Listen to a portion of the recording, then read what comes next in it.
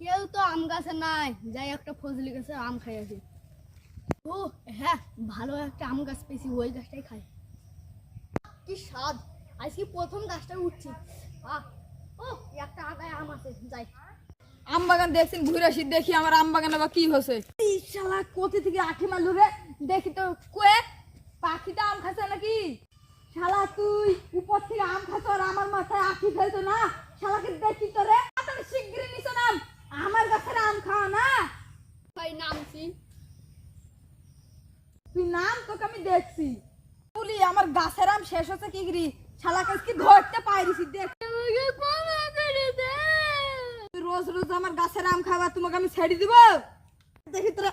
ভাই লাইটছে লাইটছে, ভাই লাইটছে। আর ভাই আমার আব্বা আছে, কাজ করছে। আব্বাকে ডাকবেন কি? আব্বা কে রে? আমার আব্বা বলে ডাকছে। আমার ছেলে কি হয়েছে?